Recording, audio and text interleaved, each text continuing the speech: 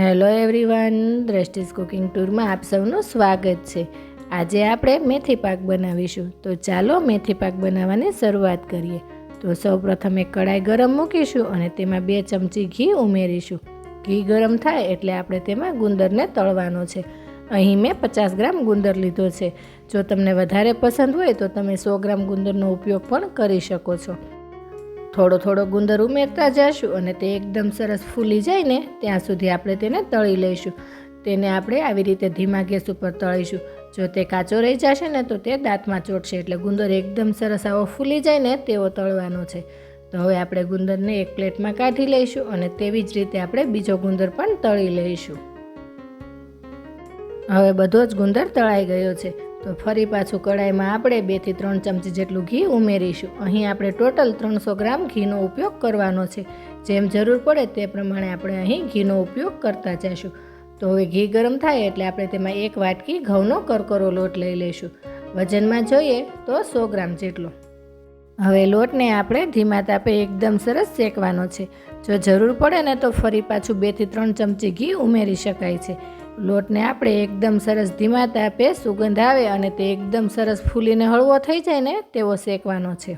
જો તમે મારી ચેનલમાં નવા આવ્યા હો અને તમને મારી રેસિપી ગમી હોય ને તો મારી ચેનલને સબસ્ક્રાઈબ કરવાનું ના ભૂલશો અને સાથે રહેલ બેલ આઇકનમાં જઈને ઓલનું બટન જરૂરથી દબાવજો, જેથી કરીને તમને મારી રેસિપીના નવા વિડીયોની નોટિફિકેશન મળતી રહે।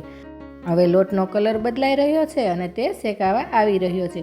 લોટને શેકાવાની થોડી વાર હોય ને ત્યારે આપણે તેમાં 4 ચમચી જેટલો અડદનો કરકરો લોટ ઉમેરીશું અને બંને લોટને સારી રીતે શેકી લઈશું। અડદનો લોટ અને ઘઉંનો લોટ એકદમ સરસ શેકાય અને તેનો કલર બદલાય અને તે એકદમ સરસ હળવા થઈ જાય ને ત્યાં સુધી આપણે શેકવાના છે। તમે જોઈ શકો છો કે લોટ એકદમ સરસ હળવો થઈ ગયો છે અને તેનો કલર બદલાઈ ગયો છે। તો બસ આપણો લોટ શેકાઈ ગયો છે। આ લોટને આપણે એક પ્લેટમાં કાઢી લઈશું। ત્યારબાદ ફરી પાછી આપણે તેજ કડાઈ ગેસ ઉપર ગરમ મૂકીશું અને તેમાં આપણે 2 થી 3 ચમચી જેટલું ઘી ફરી ગરમ મૂકીશું। ઘી ગરમ થાય એટલે આપણે તેમાં 4 ચમચી જેટલો ચણાનો કરકરો લોટ લઈ લઈશું અને તેને પણ આપણે એકદમ સરસ શેકી લઈશું। ચણાના લોટને શેકતી વખતે આપણે ગેસની ફ્લેમ મીડિયમ ટુ લો રાખીશું। ચણાના લોટને શેકતી વખતે જો જરૂર પડે ને તો ફરી પાછું 2 થી 3 ચમચી ઘી ઉમેરી શકાય છે। આપણે આ લોટને મોહનથાળ બનાવતા હોઈએ અને શેકતા હોઈએ ને તેવો શેકવાનો છે।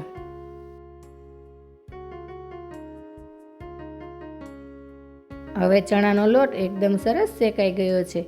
તે પહેલાં કરતાં હળવો થઈ ગયો છે અને તેનો કલર પણ બદલાઈ ગયો છે।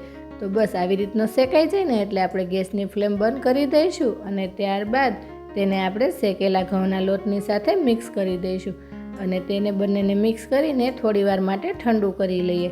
લોટ આપણે એકદમ સરસ ઠંડો કરી લેવાનો છે। હવે શેકાયેલો લોટ ઠંડો થાય ને ત્યાં સુધીમાં આપણે જે ગુંદર તળીને રાખ્યો હતો ને તે ઠંડો થઈ ગયો છે। તો તેને આપણે એક મિક્સર જારમાં લઈને પીસીને તૈયાર કરી લઈએ અને ત્યારબાદ એક કડાઈમાં આપણે બધું જ ઘી ઉમેરી દઈશું। ઘી ગરમ થાય એટલે આપણે તેમાં 250 ગ્રામ દેશી ગોળ ઉમેરીશું। અહીં આપણે ટોટલ 300 ગ્રામ ઘી લીધું છે અને સાથે આપણે 250 ગ્રામ ગોળ લીધો છે। તમે અહીં દેશી ગોળની જગ્યાએ કોલ્હાપુરી ગોળ અથવા તો ગોળના પાવડરનો ઉપયોગ પણ કરી શકો છો। તો હવે એકદમ સરસ ગોળ આપણે ગરમ કરી લઈએ। ગોળની આપણે કોઈ પાઈ નથી લેવાની, પણ તે પીગળી જાય અને સરસ રીતે ફૂલવા લાગે ને તેવો ગરમ કરવાનો છે।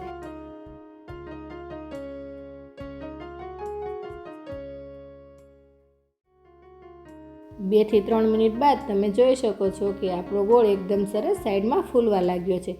બધો જ ગોળ ફૂલી જાય અને તે એકદમ સરસ હળવો થઈ જાય ને એટલે આપણે ગેસની ફ્લેમ બંધ કરી દઈશું અને બંધ ગેસ ઉપર જ આપણે તેમાં 100 ગ્રામ મેથીનો પાવડર ઉમેરીશું।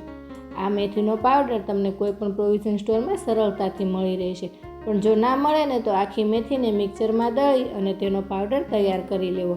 હવે તેને ગોળ સાથે એકદમ સરસ મિક્સ કરી લઈશું।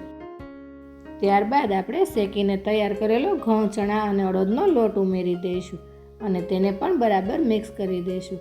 આપણે એ વાતનું ખાસ ધ્યાન રાખવાનું કે ગોળ એકદમ સરસ ફૂલી જાય ને એટલે આપણે ગેસ બંધ કરી દેવાનો છે। આપણે બધી જ વસ્તુ બંધ ગેસ ઉપર ઉમેરવાની છે।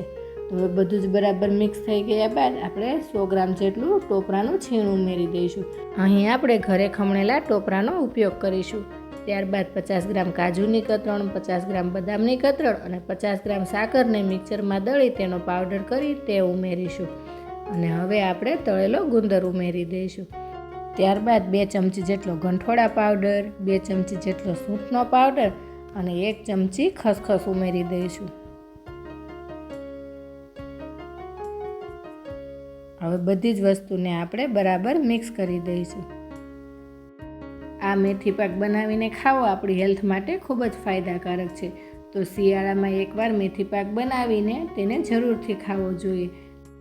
તમે એકવાર શિયાળામાં આવી રીતે મેથી પાક બનાવીને ખાશો ને તો આખું વરસ તમને તે ઘણી નાની મોટી બીમારીથી દૂર રાખશે. તો હવે બધું જ એકદમ સરસ મિક્સ થઈ ગયું છે. તો હવે આપણે ઘીથી ગ્રીસ કરેલી એક ટ્રે લઈ લઈશું અને તેમાં આ મેથી પાકને કાઢી લઈશું અને ત્યારબાદ તેને એક સરખું પાથરી દઈશું.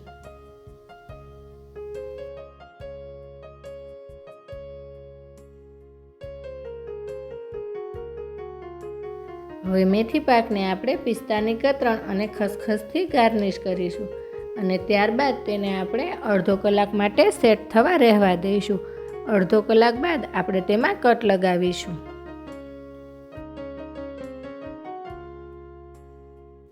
તો તૈયાર છે ગુણોથી ભરપૂર, શરીરને ખૂબ જ ફાયદો કરનાર તેવો મેથી પાક. તમે જોઈ શકો છો મેથી પાક કેટલો સરસ સેટ થઈને તૈયાર થયો છે. તેને આપણે હાથેથી ભાંગીએ તો તે એકદમ સરસ પોચો મોઢામાં મૂકતા ઓગળી જાય ને તેવો તૈયાર થયો છે. તો તમે એકવાર આ મેથી પાક જરૂરથી બનાવજો અને કોમેન્ટમાં જણાવજો કે તમને આજની આ રેસિપી કેવી લાગી. અને આ સાથે મારી ચેનલને લાઈક, શેર અને સબસ્ક્રાઈબ કરજો. તો આવી જ નવી રેસિપીઓ સાથે આપણે ફરી મળતા રહીશું દ્રષ્ટિસ કુકિંગ ટૂરમાં.